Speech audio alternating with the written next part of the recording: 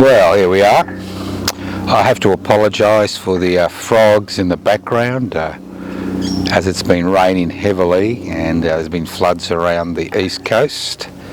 Well, obviously this is their time, so it's accompanying me during this presentation. Look, since 2019 we've seen three major disasters. We saw the fires, which ravaged much of the southeast Australia. And then we saw the pandemic, which affected every person in this country as well as around the world.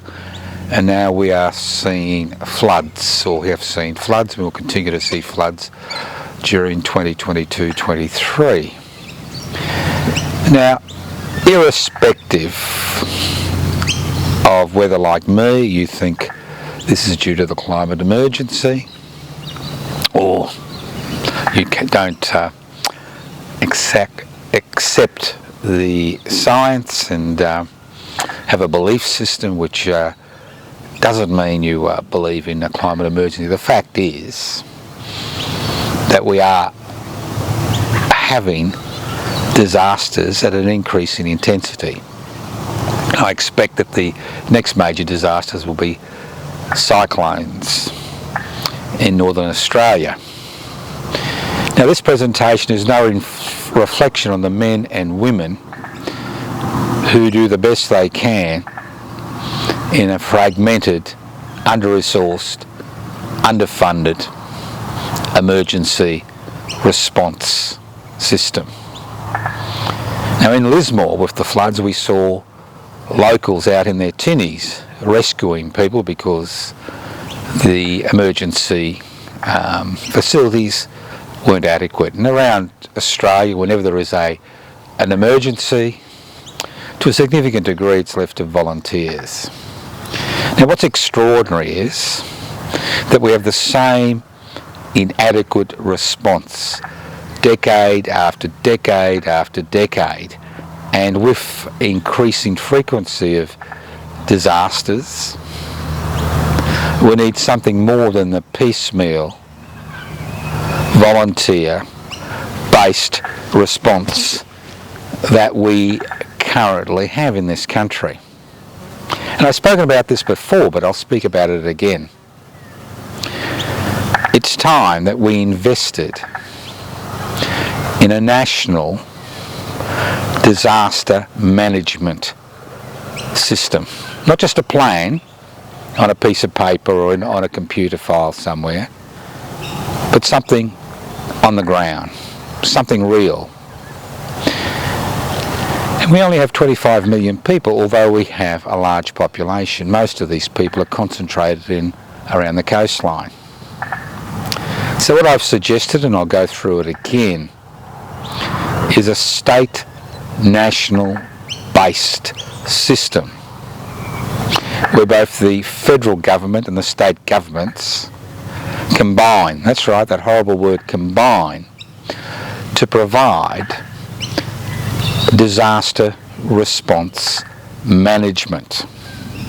Not just in terms of the practical response during the disaster, but a concerted response after the disaster to deal with the situation. Now, a friend of ours, who many of you knew, Mick, died recently.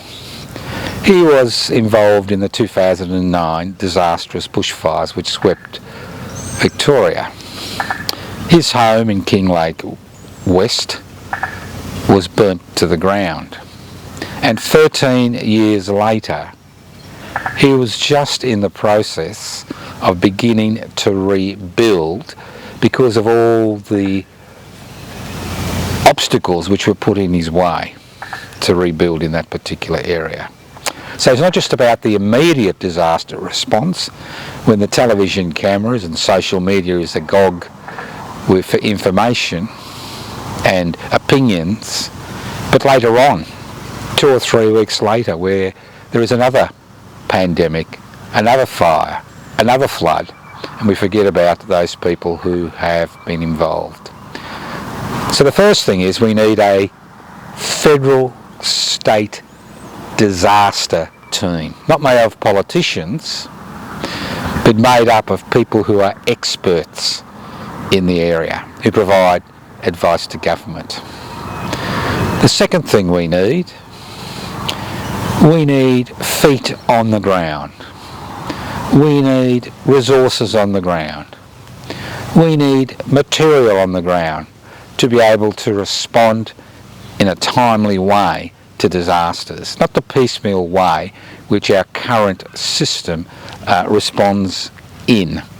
If you look at the response to the fires and the pandemic and to the floods, you can see, despite the best efforts of volunteers and paid personnel to provide immediate relief, that in many circumstances this relief does not happen. And after the disaster has occurred, the response is negligible, minimal. As I said before, our friend Mick spent 13 years waiting to rebuild after the fires, living in temporary accommodation. So, National Disaster Plan. This should be accompanied by the establishment of disaster centres, one for each 500,000 people in an urban environment, one for each 200,000 in a regional environment, and one for 100,000 in rural environment. This would mean that we would have about 60 to 70 national disaster installations ready to respond, not just to disaster in their area, but help other disaster organisations. These would be federally and state funded, not relying on volunteers. They would have permanent full-time staff. They would have permanent resources like helicopters, fire trucks, ambulances, accommodation centres. That's right, emergency accommodation centres, not in showgrounds or camping sites, but emergency accommodation centres ready to receive people. This is a worthwhile investment in this country, and more importantly, it's a worthwhile investment in the people of this country. For far too long, the 1% that own the means of production, distribution, exchange and communication have relied on volunteer labour to deal with this situation. For far too long they have amassed their profits and used them to expand their empires at the expense of the community. A 5% tax on any corporation or business or individual who earns more than $5 million a year to go towards the financing of these national disaster centres would go more than a long way to ensure they continue to be viable. Obviously, not all of them will be working simultaneously, but as the disasters arise, they can respond to the situation. At the same time, when I talk about a national state disaster management committee, which oversees these national disaster centres, their role is not to ensure that these centres are well equipped and well staffed and have the necessary resources to respond, have the necessary emergency accommodation to accommodate people in such situations, but at the same time they should be looking at wider measures via which to assist people. It's all very well for the Premier of Victoria, Mr Andrews, to beg the banks to look after people who've been involved in floods as far as their mortgage repayment is concerned. It's another thing passing legislation to force people to respond to that situation. I mean, these banks and financial institutions make enough profit for them to forego interest repayments and mortgage repayments, say for a 12-month period until people get back on their feet. At the same time, we all know that the insurance industry aren't stupid. I mean, insurance is a gamble. You gamble that your house won't be lost in a flood or a fire, and they give you odds. And obviously, many homes in Australia are now uninsurable. Many people affected by these floods do not have insurance. Not because they don't want insurance, but because they can't afford insurance, because they've been allowed to build in flood-prone areas. So when we look at this national state committee that oversees the disaster centres, not just, as I said before, their resources and personnel and their abilities and emergency accommodation, but we should be looking at a national flood or emergency disaster relief system where individuals who pay tax, a percentage of that tax, as we see with Medicare, goes towards supporting these disaster centres, as well as I said, a 5% tax on corporate profits. More than enough funds to provide flood insurance for people who are in flood-prone areas. More than enough funds to allow people to relocate who wish to relocate from fire-prone areas and flood-prone areas. More than enough funds to set up a new government-owned Commonwealth Serum laboratories to be in a position to produce vaccines during future pandemics, because as the world heats up, viruses mutate, as the population increases, and the interface between humans and animals increases, we will see more and more animal viruses pass into the human community, a community that has no antibodies to these infections. So obviously disasters come in many ways. There's the disasters of hunger. There's the disaster which is based through natural disasters, through floods and fires, disasters from earthquakes, disasters from war. So unless we have these urban, regional, rural disaster centres ready to be activated at a moment's notice to deal with this situation, nothing will change. It's all very well to put the armed forces on standby, but they're not the appropriate organ to deal with the situation. It's all very well to call for more volunteers, but with an ageing population and a population that is having difficulty meeting its financial responsibilities, the number of volunteers dries up as a consequence of the type of society we have created. It's all very well to talk about the heroes and heroines doing these magnificent rescues, but ultimately, we need to be able to act when called upon. We don't need to waste days scrambling to provide disaster response. And more importantly, we need to have institutions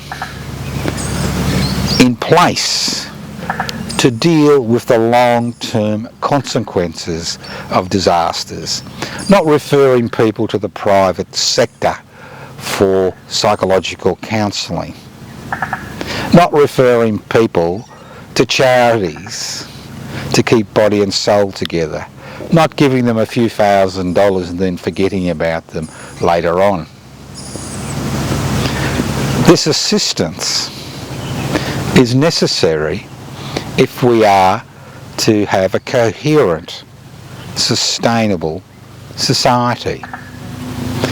Because if there's one thing that I've learnt over the many years I've been on the planet, is that disasters will occur.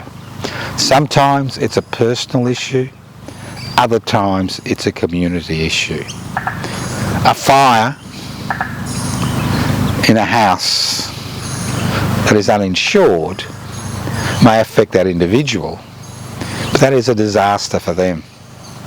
So although we have fire brigades, ambulances, state emergency service, volunteer groups, the fact is we don't have a coordinated disaster response team and a coordinated disaster response plan which crosses state boundaries. Irrespective of whether we're a federation of states or not, ultimately both state and federal governments are responsible for the welfare of their people. For far too long, governments have been seen as the instruments which maintains the status quo, which maintains the power of those who currently exercise economic and political power in this country.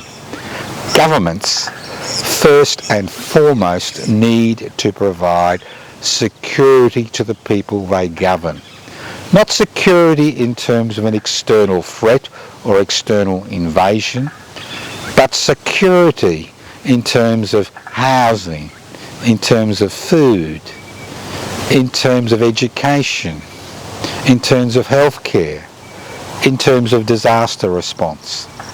And unless we take this seriously, and these are just warnings of what is in store for us as a society in the future, with increasing problems associated with the climate emergency, with increasing problems associated with future pandemics, with increasing problems associated with the national posturing of governments around the world, which somehow think their system of the government is the best in the world, and their expansionist ideology. Governments need to protect us from all these threats, and the threats of disasters within our sovereign borders, the sovereign borders of this country, should be first and foremost in the financial, budgetary planning of governments at the state and federal level, and should be a responsibility for all those organisations and corporations which continue to make increasing profits because of the investment-friendly laws in this country. Think about it. It makes not good TV watching a rescue. It doesn't make good TV or social media commentary 3 or 4 years down the track when people are still living in temporary accommodation and will never be able to return to the lifestyle they enjoyed before disaster struck, because we as a society refuse point blank to address this issue. As I said before, in summary, 1, finance disaster centres by a 5% tax on corporations, individuals and businesses which make more than $5 million profit per year. A disaster levy on individuals who pay income tax like the Medicare level. The formation of a national state disaster coordination body which looks at providing assistance in the immediate time and in the aftermath of disaster. The establishment of disaster response centres around the country. 1 for every 500,000 people in an urban area, 1 for every 250,000 people in regional areas, and 1 for every 100,000 in a rural area. These 70 disaster response centres will be fully staffed, have equipment, and have temporary accommodation for people who need it.